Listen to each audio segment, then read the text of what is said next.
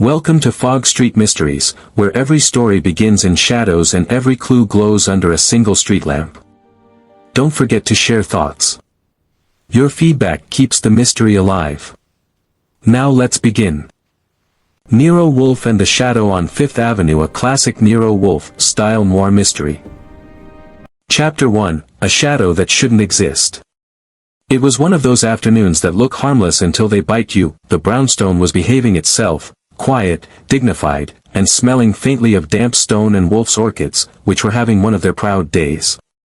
From the office doorway I could hear the delicate hiss of the humidifiers upstairs, like polite snakes, and the solid tick of the regulator clock that never hurried and never forgave. Nero Wolfe sat in his red leather armchair as if he'd grown there, massive and serene, fingers steepled, eyes half-lidded in the attitude he adopted when he didn't want the world to interrupt him that I wanted interruption.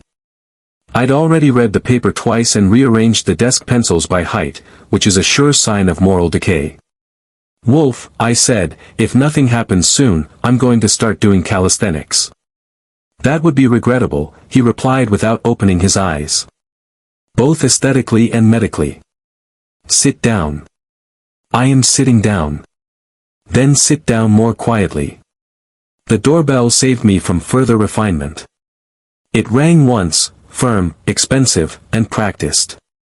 Fritz would answer it, of course. Fritz always answered the door, just as the sun always rose and Inspector Kramer always scowled. A moment later, footsteps approached, careful and a little rushed. The client entered like a man who had been rehearsing confidence and forgot his lines. Victor Langdon was tall, thin, and dressed the way Fifth Avenue dresses its conscience. Gray suit, perfect cut, no visible wrinkles, shoes polished enough to reflect guilt if guilt were visible. His hair was silvered at the temples, his face handsome in a brittle way, and his eyes kept sliding toward the window as if they expected something to wave back. Wolfe opened one eye. "Mr. Langdon," he said, pronouncing the name as if he'd tasted it earlier and set it aside. "You are late." Langdon blinked. I didn't know." "You did," Wolfe said. "You knew." "Sit down." Langdon sat on the edge of the chair. "A man who sits that way is either about to confess or about to bolt." "I'm being followed," Langdon said. "On Fifth Avenue." I perked up. "That's a big street. Plenty of followers. This one is different." Wolfe folded his hands. "You are mistaken. Followers are never different. Only the followed are." Langdon swallowed. "He doesn't approach me. He doesn't speak. He just keeps pace. Always behind me. Always at night." "Describe him," I said. "That's just it. I can't. He's a shadow." Wolfe's eyes opened fully then. It was subtle, but I caught it.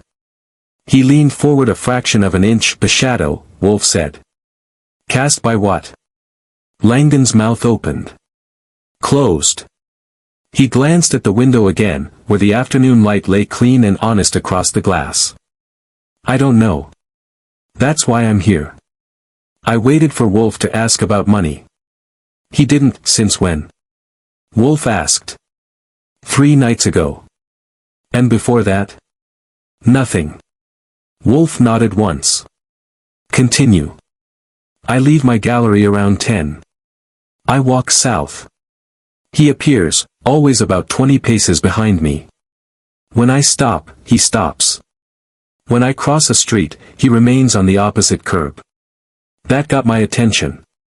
"Wolfe's too." "He has never crossed the street?" Wolfe asked. "No." "Never passed under a street lamp?" "No." "He stays in the dark."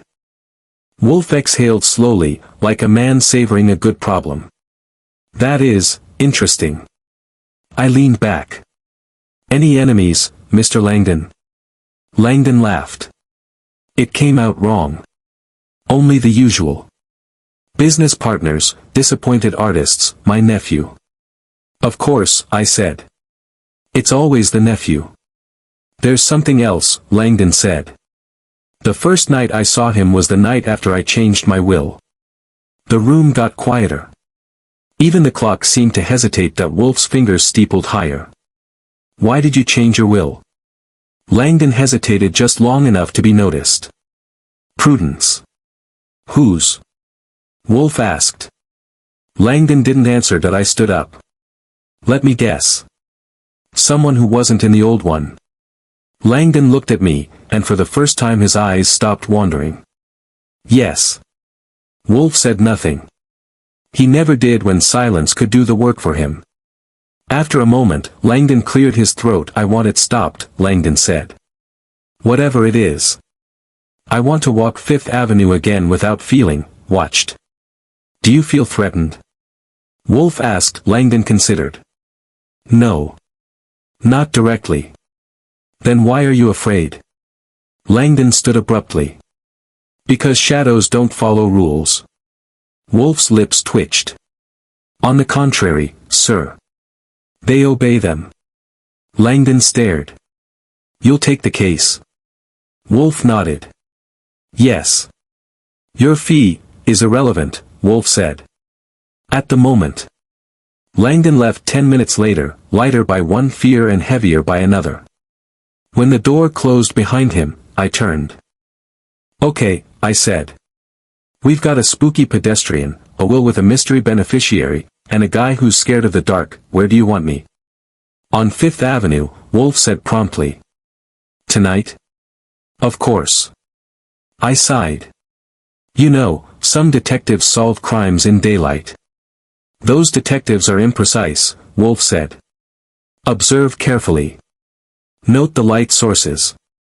Count the steps. And Archie, yes. Do not confront the shadow. I smiled. You know me. I never do anything rash. He snorted. That night, Fifth Avenue wore its after-hours face, slick sidewalks, shop windows glowing like confessionals, taxis sliding past with the patience of predators. I walked where Langdon said he walked, at the time he said he walked, and I felt foolish right up until I didn't. The shadow appeared without announcement. That it wasn't a man so much as the idea of one, hat brim suggested, shoulders implied, legs moving in rhythm with mine. Always the same distance. Always just beyond the light. I stopped. It stopped that I crossed the street. It stayed where it was. A chill worked its way up my spine, and I don't embarrass easily. I turned sharply. Nothing. No doorway. No alley. No place for a man to vanish. I took a cab home, thinking hard. When I told Wolfe everything, he listened without interruption, eyes closed again, fingers steepled, orchids breathing softly behind him. At precisely what time did it vanish? He asked. 10:47. Wolfe nodded. And Mr. Langdon's secretary? I blinked. What about her? Find out, Wolfe said. Shadows require planning. And planning requires assistance.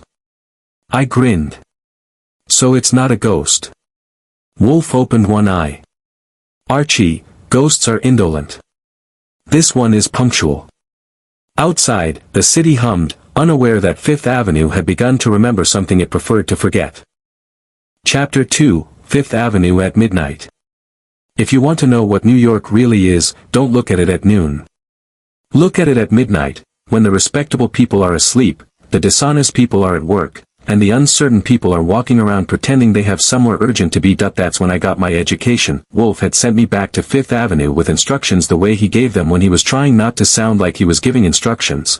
Precise, calm, and soaked in insult. Observe, he had said, reclining in his red leather armchair as if the upholstery were a kingdom. Do not interfere. Attend to the lights. Attend to the reflections. Return with facts. Sure, I told him. I'll just stroll down Fifth Avenue and interview a shadow like it's running for office. He didn't blink. If you are amusing yourself, Archie, kindly do it elsewhere.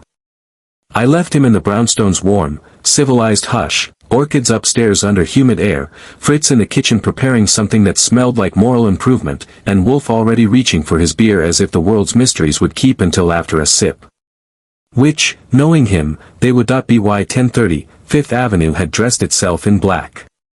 The shop windows were still lit, but the light felt theatrical, meant to flatter diamonds and lie about fur. Street lamps threw clean circles on the sidewalk and left the rest for imagination. Taxis hissed at the curbs.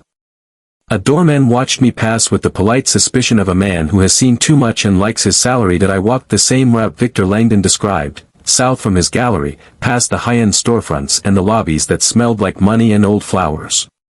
I kept my pace steady, my eyes loose, and my nerves pretending not to exist. At 10:47, right on schedule, the shadow arrived.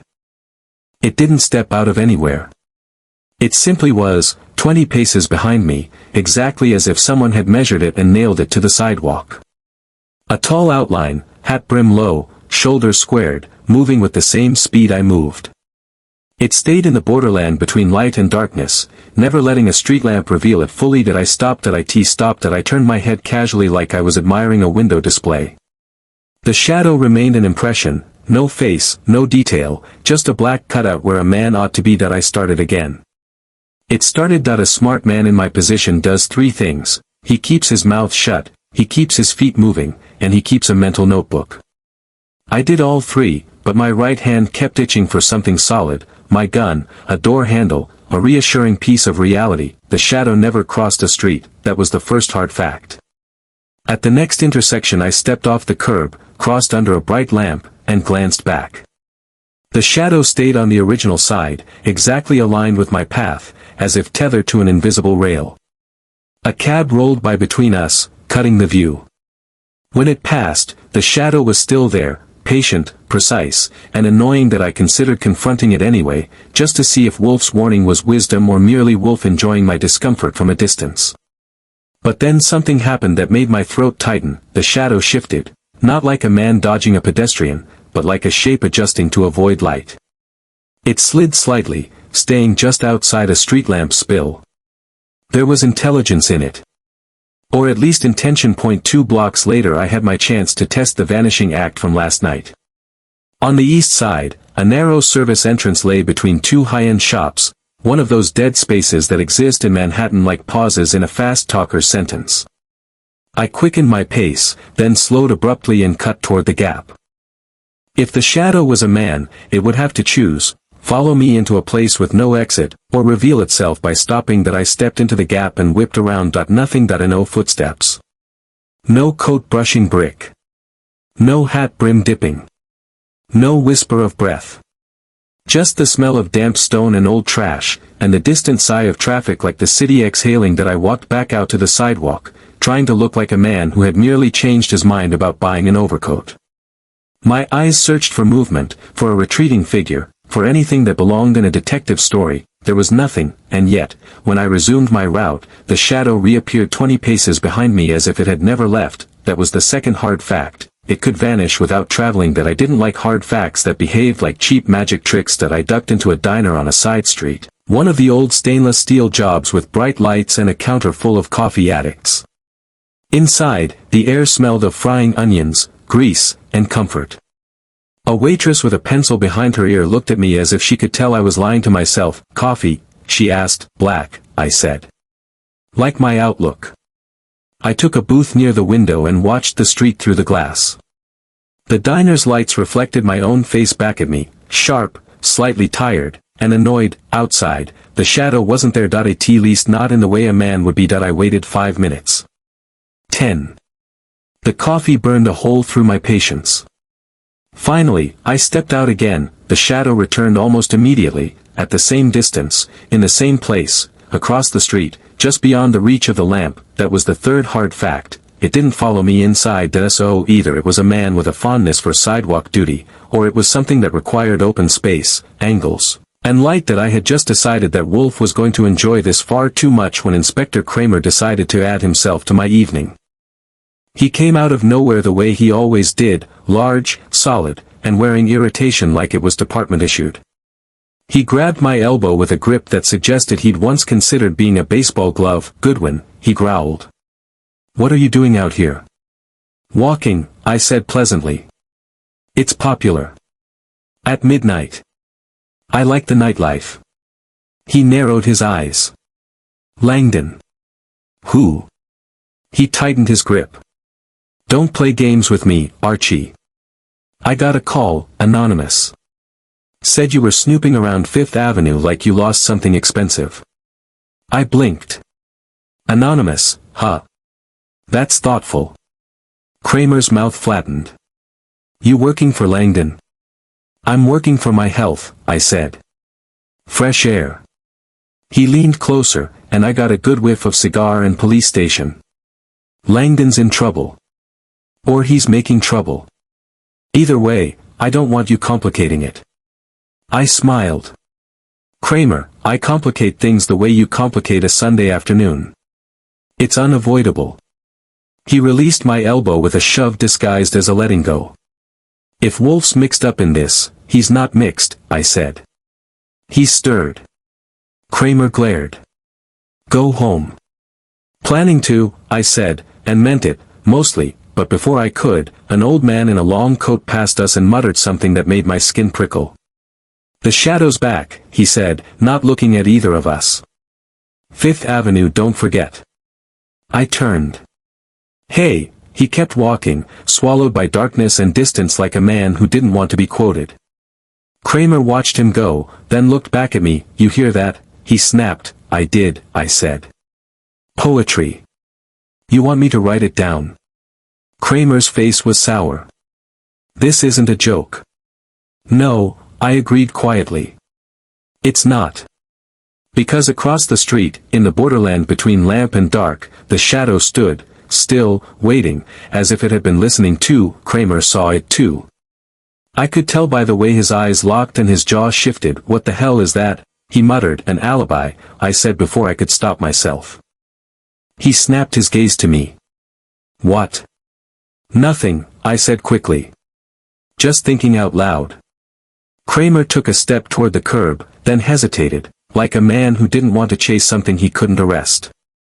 A taxi rolled between us and the shadow. When it passed, the shadow was gone. Kramer swore under his breath. This is your idea of cute. It wasn't my idea, I said. I'm just the guy getting cold for it. He looked ready to haul me to the nearest precinct just to feel better, but his phone rang then, one of those harsh, clipped rings that always means bad news. He listened, his face tightening as if invisible hands were squeezing it. When he hung up, he didn't look at me right away. What? I asked. A woman, he said. Dead. In Langdon's building. Not Langdon, someone else. My stomach dropped a half-inch. Who?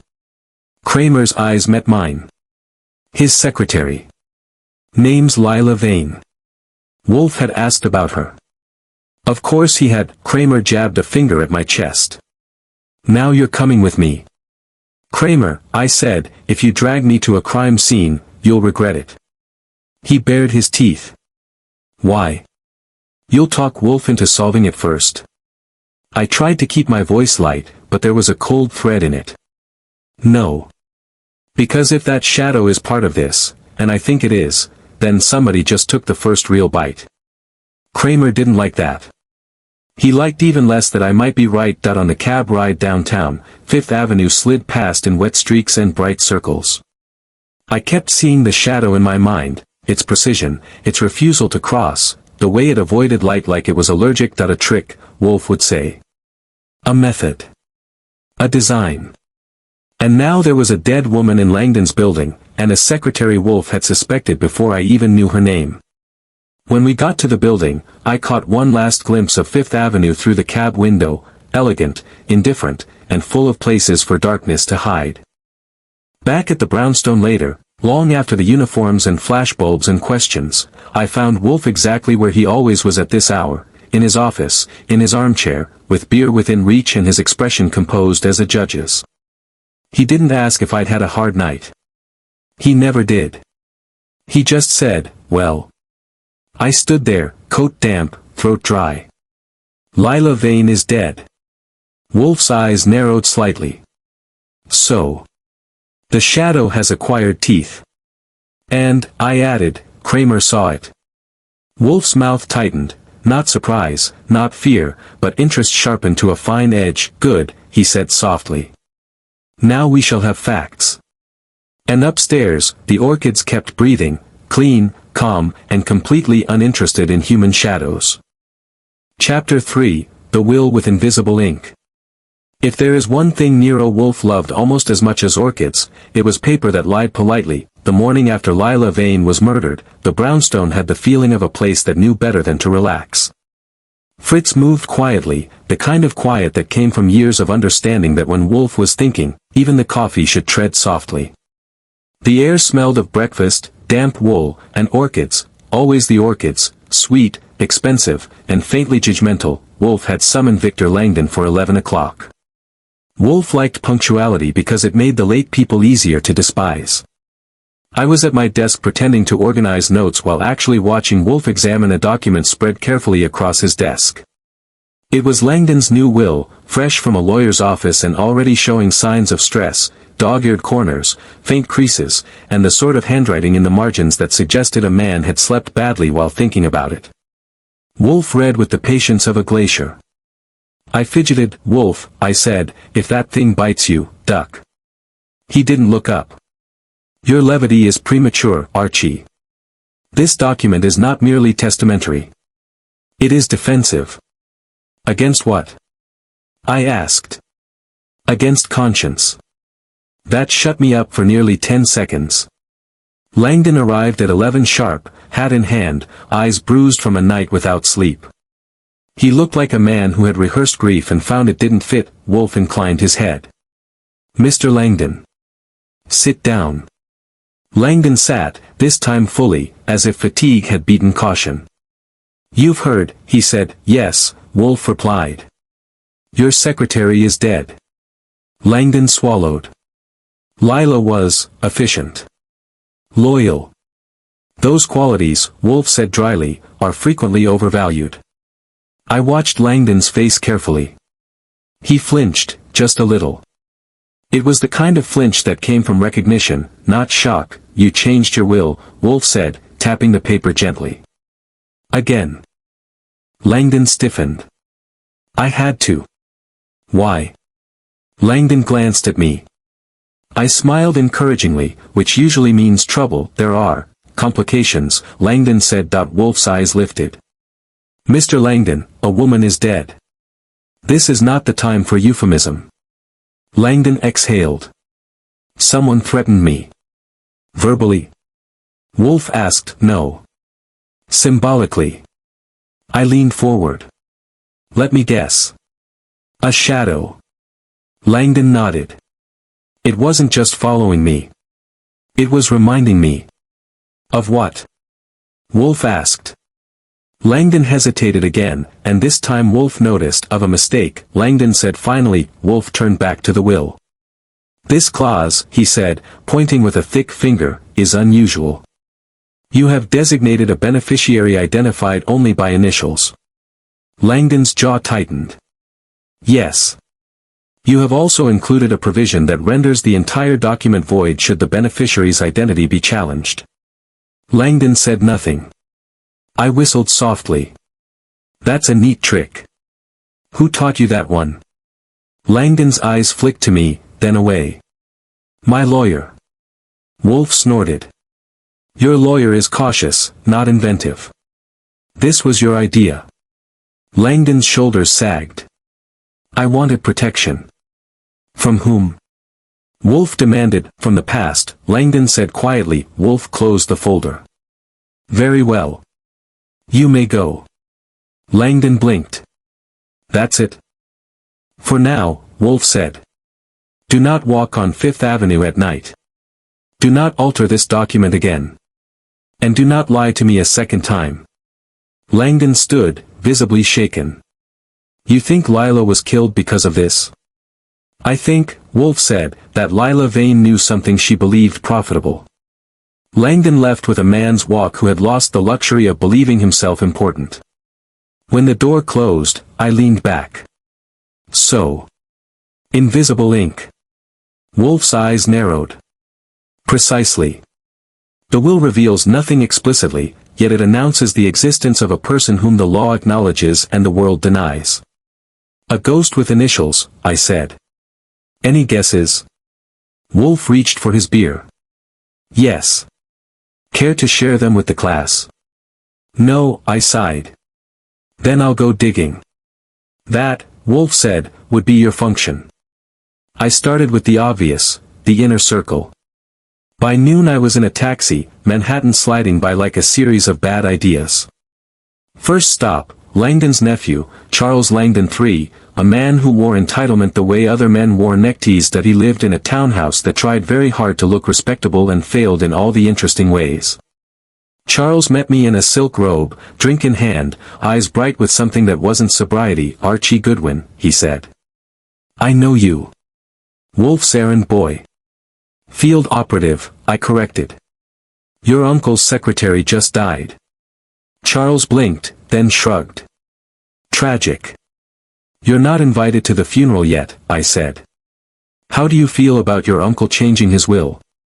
His smile sharpened. How do you think? Like suing, I guessed, like waiting, he said. Men like my uncle always change things back. Unless they're scared, I said. Charles laughed too quickly. Scared of what? Shadows, I said. His laughter stopped. That was interesting. Next was Langdon's former business partner, Edward Hale, or rather, the absence of him. Officially, Hale had died 5 years ago in a car accident upstate. Unofficially, his name was still floating around in dusty corners of financial ledgers and old lawsuits like a bad smell. By mid-afternoon, I was in a municipal office being stared at by a clerk who looked like she'd been filing disappointment since the Harding administration. Hale, Edward, I said.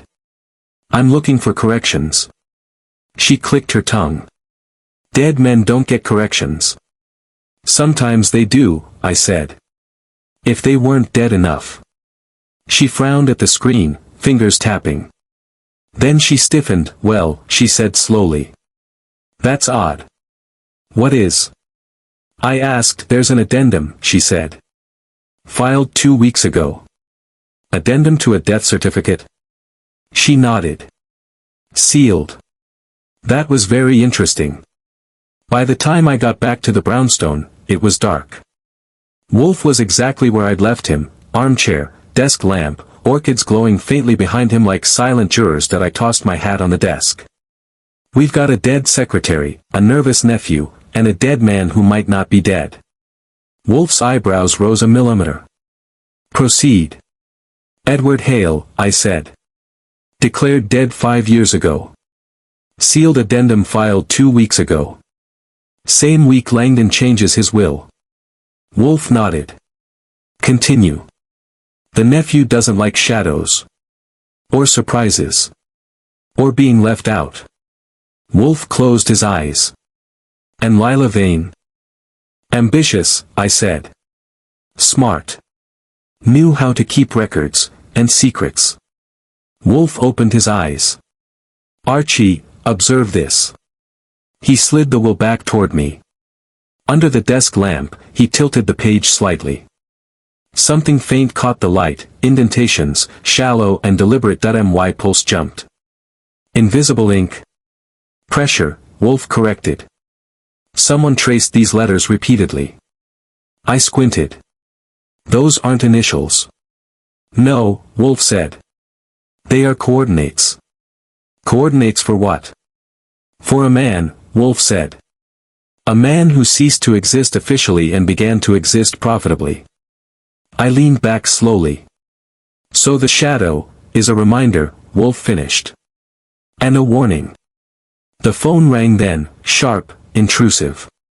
Wolfe scowled as if the device had insulted him personally. I picked it up. Goodwin, I said. Inspector Kramer's voice came through like gravel. We've got a problem. I smiled without humor. Join the club. The death was staged, Kramer said. Lila Vane was killed somewhere else. Dumped in the building. I glanced at Wolfe. That's interesting. It gets better, Kramer said. Someone tried to access Langdon's gallery vault tonight. Failed. I felt the room tighten. Anything taken? No, Kramer said. But whoever it was knew the layout. I hung up and looked at Wolfe. Somebody's hunting. Wolfe's expression was calm, but his eyes were sharp as broken glass. Yes, he said. And they are impatient. Upstairs, the orchids breathed on, unaware that one more secret had slipped into the room, quietly, deliberately, like a shadow that knew exactly where to stand. Chapter 4, The Man Who Wasn't There. If there is a special fatigue reserved for chasing people who officially don't exist, I had it by mid-afternoon. Wolfe, of course, did not. He never chased anything faster than a thought, and even then only when it interested him. I left him in the brownstone exactly as nature intended, installed in his red leather armchair, orchids upstairs demanding humidity like spoiled aristocrats, and Fritz in the kitchen producing aromas that suggested civilization was still worth saving. Find him, Wolfe had said that morning, fingers steepled, eyes half closed. Him who? I asked. The man who died inconveniently, Wolfe replied. Do not be imaginative. Be precise. So I was precise. I followed paper trails, not shadows, utility accounts that never quite closed, a storage locker rented under initials that matched nothing but the will's pressure marks, and a diner on the Lower East Side where the coffee tasted like boiled regret and the waitress remembered faces better than names. He comes in Tuesdays, she told me, wiping the counter with a rag that had surrendered to grease years ago. Sits in the back. Pays cash. Doesn't talk much. That narrows it down to half the city, I said. She gave me a look. This one listens like he's afraid the walls might answer back. That narrowed it better. I waited. At 4:30, a man slid into the back booth like a thought you don't want to finish. Mid-40s, hair darker than fashion suggested, coat too large, eyes constantly moving. He ordered coffee and didn't touch it. That's always a bad sign. I took the seat opposite him without asking. Edward Hale, I said softly, his shoulders locked. He didn't look at me. That's not my name, he said. Officially, I agreed. Unofficially, you've been dead for 5 years. Congratulations. He flinched. Who sent you? Nero Wolfe. That did it. He finally looked up, and the fear in his eyes was real and immediate. I won't go back, he said. I won't. Relax, I told him. Wolfe doesn't travel. It's one of his better qualities. Hale swallowed. Langdon? Eventually, I said. But right now, I just want the truth. Start talking. He laughed bitterly. Truth is what killed me. According to Hale, Langdon hadn't just edged him out of the business, he had erased him. Financial ruin first, then a conveniently timed accident, then a tidy legal death arranged with money and influence. Hale survived by cooperation, silence purchased at a discount rate. He promised me protection, Hale said. A stipend. An identity. I stayed away. And then? I prompted, and then Lila found me. That name hung between us like smoke. She knew, Hale continued. About the will. About the shadow. She said Langdon was scared, that he'd changed things again. She wanted leverage. Did you give it to her? I asked. Hale shook his head violently. No. I told her to leave me alone. I wanted to stay dead. Who's the shadow? I asked. Hale's mouth tightened. It's meant to be seen. That's all I know. Not to touch. Not to speak.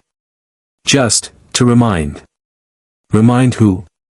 Langdon, Hale said. And anyone watching. I leaned back. You're telling me someone designed a ghost for psychological warfare? Yes, Hale said quietly. And it worked. I stood. Pack a bag. His eyes widened. What? You're coming somewhere safer, I said. Because right now, being dead isn't enough. That night, someone followed me home. I knew it halfway up West 35th, footsteps that matched mine without effort, the soft echo of movement that kept its distance.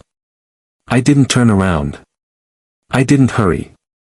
Wolfe's rules were clear, and besides, I had no desire to confront the idea of being wrong. When I reached the brownstone, I took the steps 2 at a time and rang the bell like a man who'd left the stove on.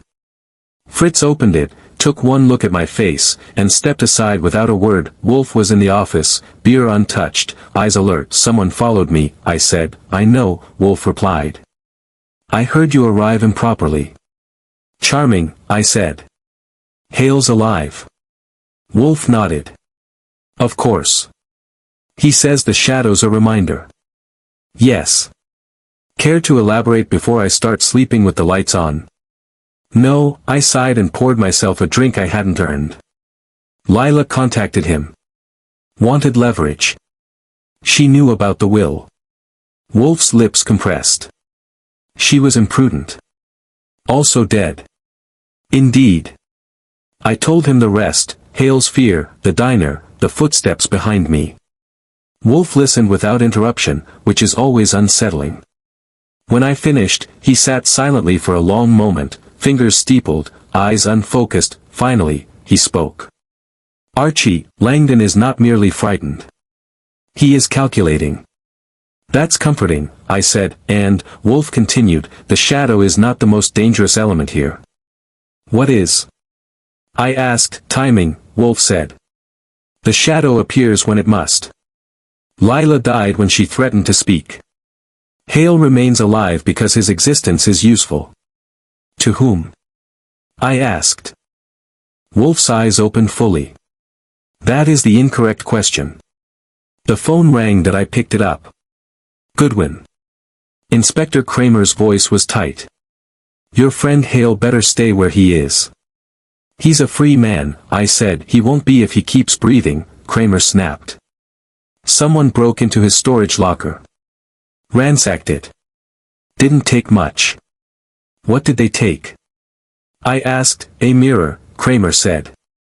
And a portable lamp. I closed my eyes. That figures. When I hung up, Wolfe was already rising from his chair, slowly, deliberately, like a continent shifting. That is enough, he said. You're going upstairs. I asked, stunned. No, Wolfe said. I am locking the front door. He did it himself, rare, deliberate, final. Until this is concluded, Wolfe said, no one enters this house uninvited. Outside, the city moved as it always did, unaware that somewhere on Fifth Avenue a shadow waited for the correct angle, the correct minute, and the correct lie, and for the first time since the case began, I had the uncomfortable feeling that the shadow wasn't following Langdon anymore, that it was watching us. Chapter 5, Reflections Lie.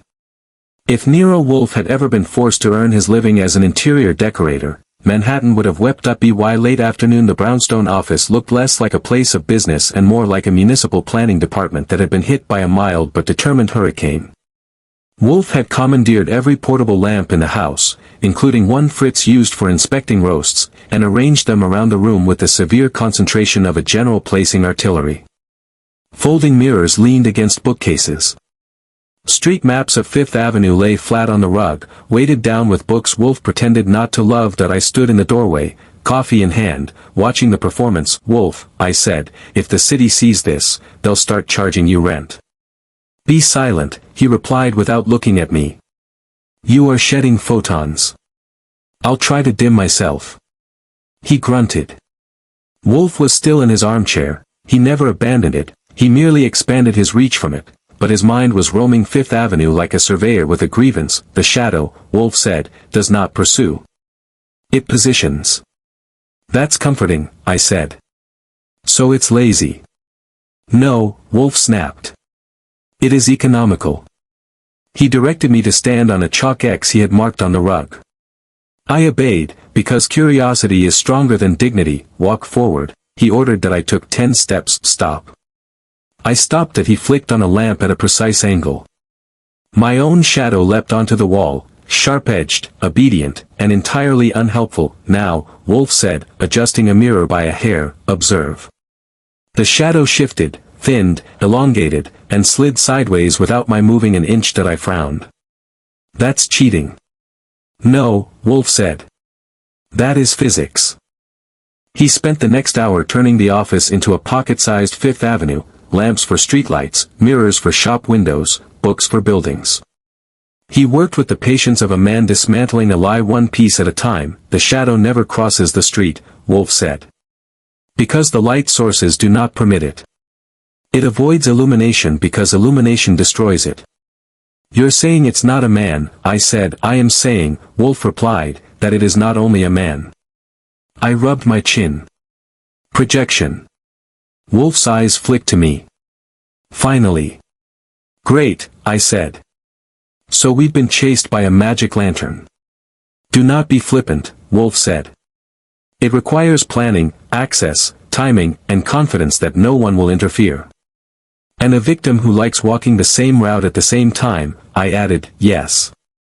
The phone rang. I answered it. Kramer's voice arrived pre-irritated. We're reclassifying Lila Vane's death, he said. Strangulation. No sign of struggle. Clean. That's not a reclassification, I said. That's a confession. You got something? He demanded that I glanced at Wolf, who shook his head once. Working on it, I said. Work faster, Kramer said. The press is sniffing. When I hung up, Wolf was already dismantling his miniature city. Tonight, he said. Tonight what? I asked. You will walk Fifth Avenue again, Wolf said. At precisely 10:47. I was hoping you'd say that, I lied, and, Wolf continued, you will observe one thing. What's that? Depth, Wolf said. A man has it. A shadow does not. I left him to his orchids and his certainty and took a taxi uptown as the city slid into its after-dinner mood. New York at night is a different animal, less polite, more honest. Fifth Avenue glittered, shop windows throwing reflections back at themselves like narcissists. At 10:45 I was in position, walking south, pace measured, eyes loose. The air smelled of cold stone and perfume that cost more than my rent. At 10:47, the shadow appeared. That it was there as it always had been, 20 paces behind me, hat brim suggested, shoulders implied. It stayed just outside the light, exactly as before. I slowed. It slowed. I stopped.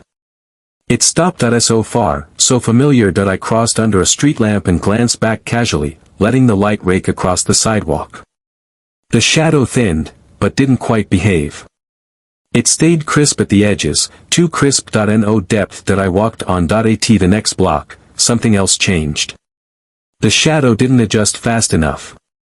For a fraction of a second it overlapped with a shop window's reflection, and doubled. Two shadows, briefly misaligned. My pulse jumped. I ducked into a recessed doorway and waited. The shadow slid to a halt, maintaining distance, obedient as a trained dog. I leaned out slowly and stared straight at it. It didn't blink, because there was nothing to blink. I took 3 steps sideways, into the spill of a lamp.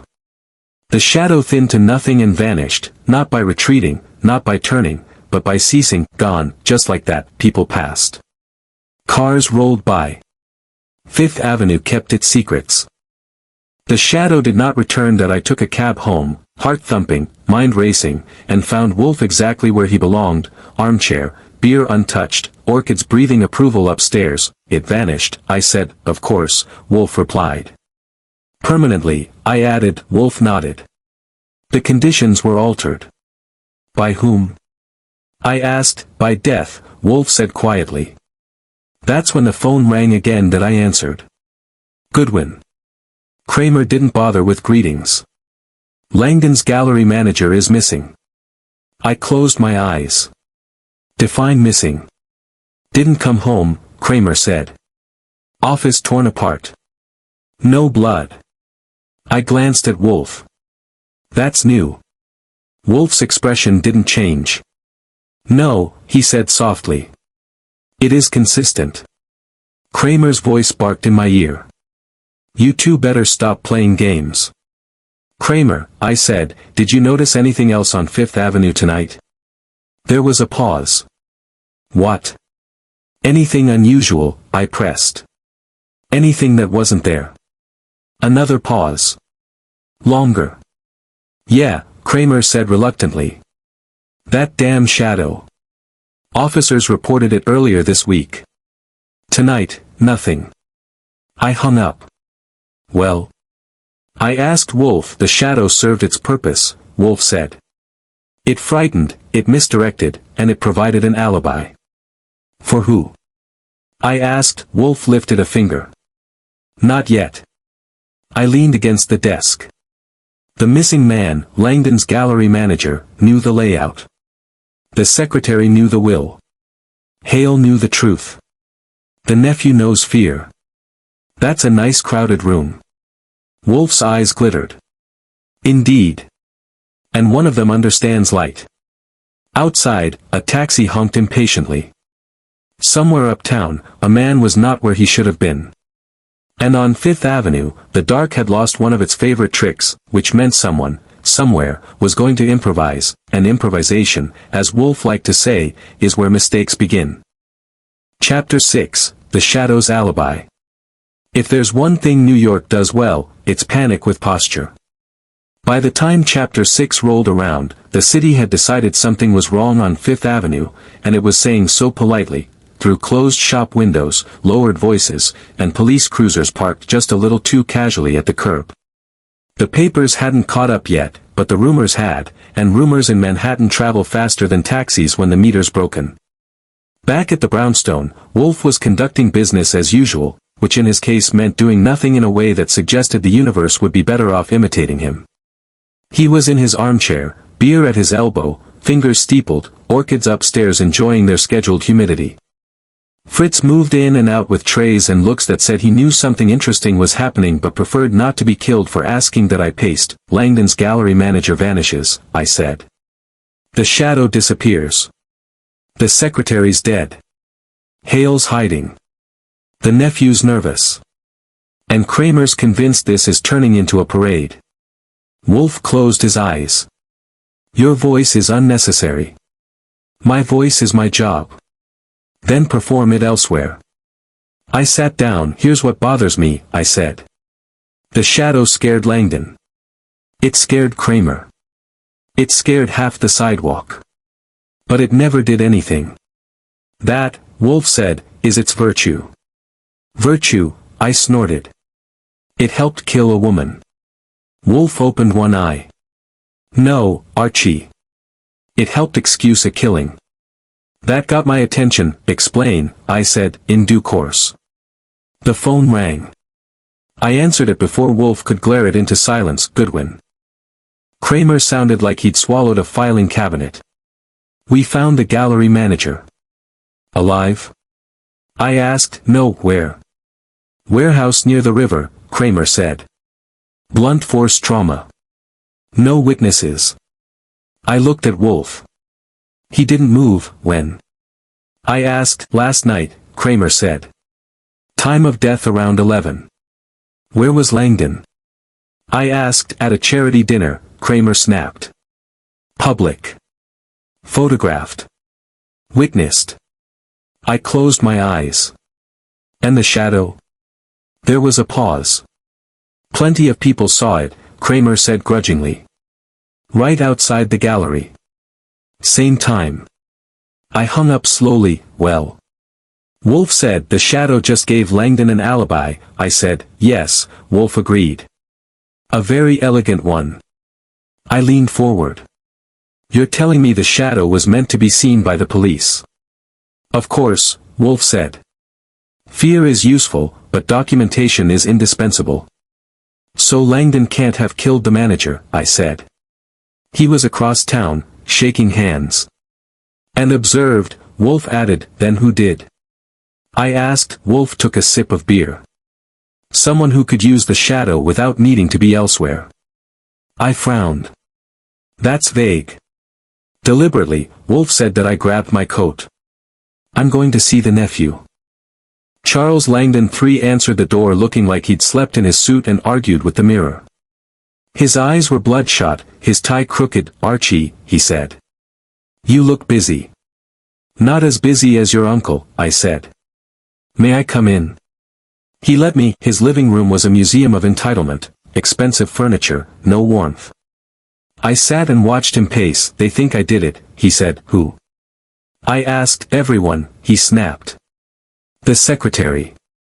Now the manager. They think I'm cleaning house. And are you? I asked that. He laughed, sharp and humorless. If I were, I wouldn't be talking to you. What do you know about the shadow? I asked. His pacing stopped. I saw it. When? The night Lila died, he said. Outside the gallery. I thought it was some lunatic. You didn't follow it? I asked. No, he said quickly. Why would I? Because, I said, it was doing your uncle a favor. His face tightened. What does that mean? It means, I said, standing, that if your uncle falls, someone else benefits. He stared at me. You think I killed them? I think you wanted them scared, I said. That's not the same thing. I left him sweating. Next stop was Hale, relocated, nervous, and looking over his shoulder like it owed him money. They're dead, he whispered when I told him. Both of them. Yes, I said. And you're still breathing. That should worry you. I didn't do it, he said. I know, I said. You don't improvise well enough. He flinched. Then who? Someone who knew the Shadow's schedule, I said. And didn't need to be seen. Back at the brownstone, Wolfe had arranged the day's facts into silence. The Shadow, he said when I finished reporting, is no longer required. Because the damage is done, I said. Because the alibi is established, Wolfe corrected. Langdon is untouchable, for now. But he didn't do the killings, I said. You said so yourself. Wolfe's eyes fixed on me. Did I? I hesitated. You said the Shadow excused a killing. Yes, Wolfe said. Not that it excused Langdon. I frowned. Then whose alibi is it? Wolfe gestured toward the desk. Consider Lila vain. Ambitious. Intelligent. She designs a shadow to frighten Langdon, to extract leverage. She controls the lights, the angles, the timing. Okay, I said.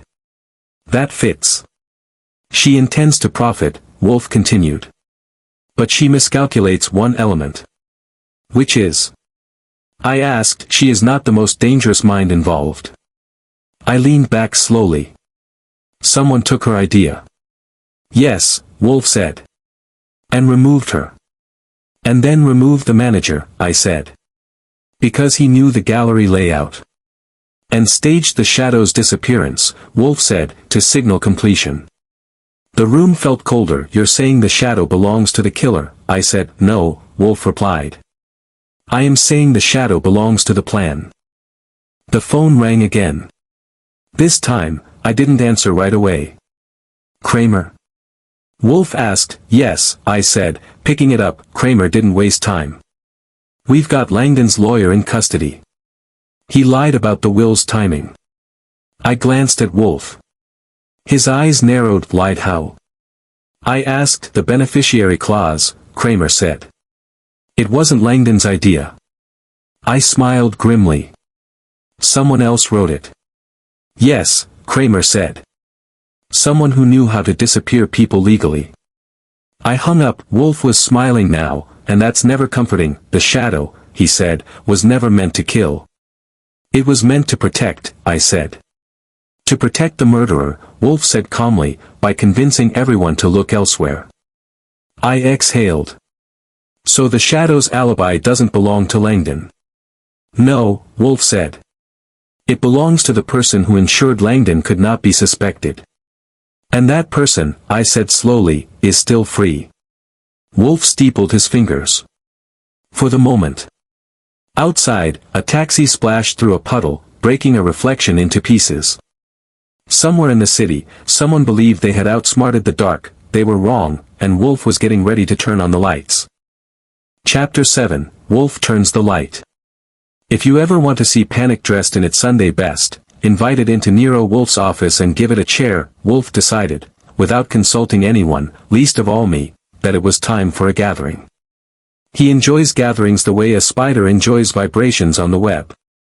By early evening the brownstone was scrubbed into obedience, the office restored from its recent impersonation of Fifth Avenue, and the orchids upstairs glowing with humid innocence, as if they had never witnessed a crime in their lives. That I stood by the desk, straightening papers that didn't need straightening, while Wolfe occupied his armchair like a judge carved from red leather and certainty.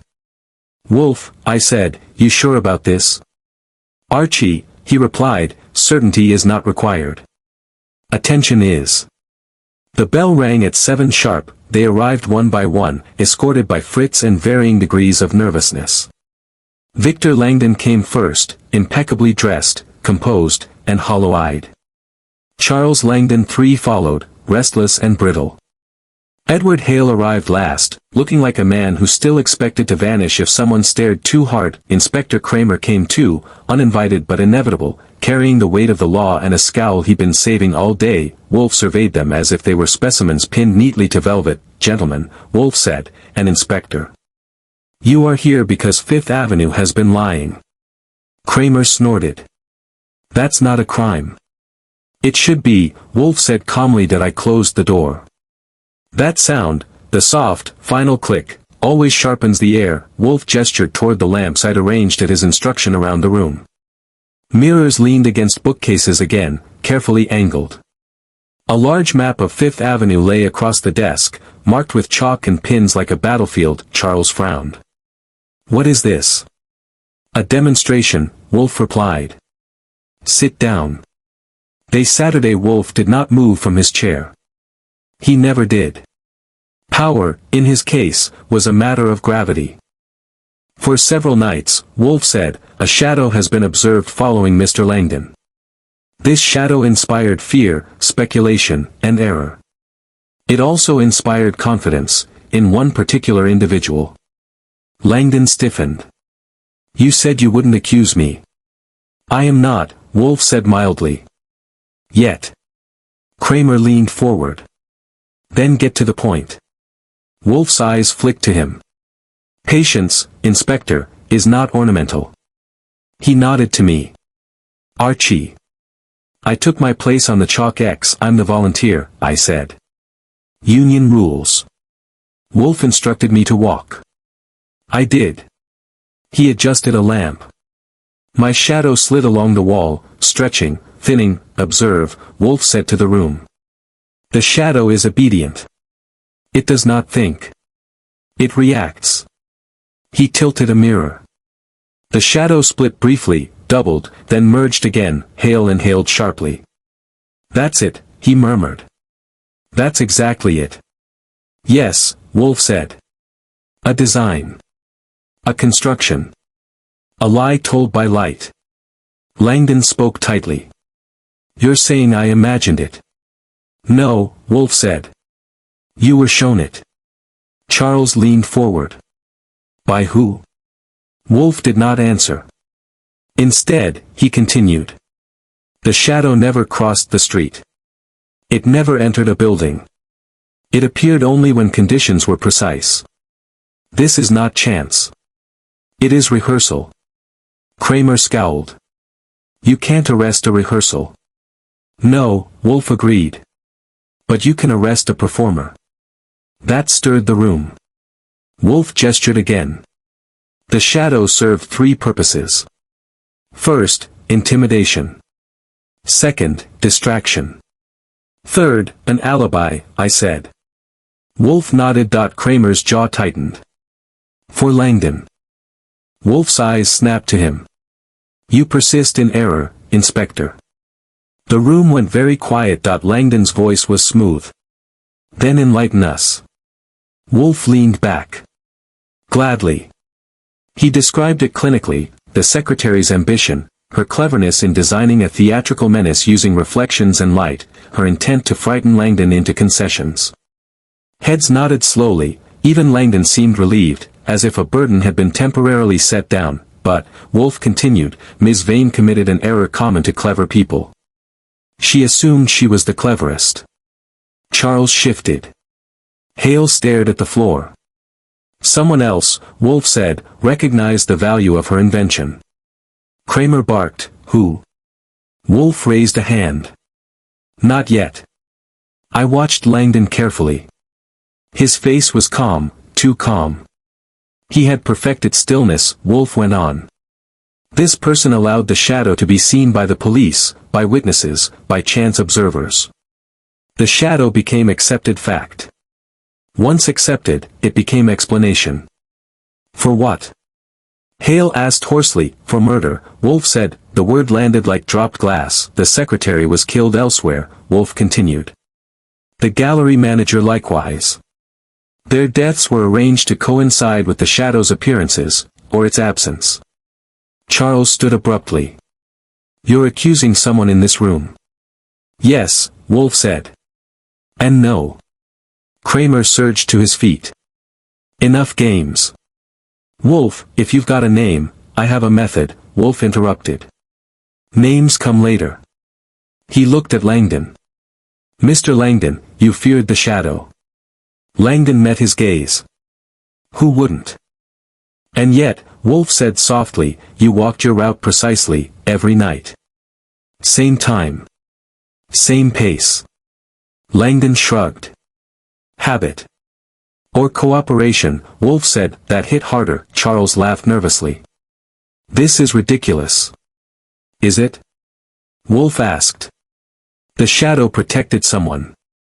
It drew attention away from that person by focusing it upon Mr. Langdon. Kramer's eyes narrowed. Protected who? Wolfe smiled faintly. The killer. I could feel it then, the shift. The air in the room changed, like a held breath about to be released. Every man there realized the same thing at the same time, the net was tightening, and it didn't care who you were. Wolfe gestured to the map. Fifth Avenue is a stage. Light, glass, distance. Anyone with access, patience, and motive could use it. Anyone? Langdon asked. Yes, Wolfe said. Anyone who understood fear. Langdon's lips tightened. You're very fond of theories. I am, Wolfe agreed. They are frequently superior to people. Kramer slammed a hand on the desk. Wolfe, either you point, or I walk. Wolfe looked at him calmly. You will wait. I watched Langdon's hands. They were clenched now, white at the knuckles. Not fear, control, Wolfe concluded, the shadow is gone because it is no longer necessary. The plan has advanced. The killer believes himself safe. He leaned forward slightly, voice low and precise, he is mistaken. No one spoke. Outside, a taxi horn sounded, impatient with the world. Wolfe reclined again, satisfied, for now. Gentlemen, he said, go home. Sleep if you can. Tomorrow, the light will be less forgiving. They left one by one, silence following them out like a ghost. Kramer lingered. You'd better be right, he said. Wolfe met his eyes. Inspector, I am rarely wrong. When the door finally closed, I let out the breath I'd been holding. You almost named him, I said. Wolfe reached for his beer. Almost is sufficient. And tomorrow? Wolfe's eyes drifted upward, toward the orchids, toward order. Tomorrow, he said, the shadow will be forced to stand where it cannot hide. I looked at the empty room, the extinguished lamps, the mirrors reflecting nothing but themselves. Somewhere in New York, a man was realizing that the darkness had stopped obeying him, and that was when the real fear would begin. Chapter 8, Fifth Avenue in Daylight. Morning does funny things to Fifth Avenue. It scrubs the mystery off the pavement and replaces it with confidence, sunlight on glass, shop windows honest about their prices, pedestrians walking like they own the place.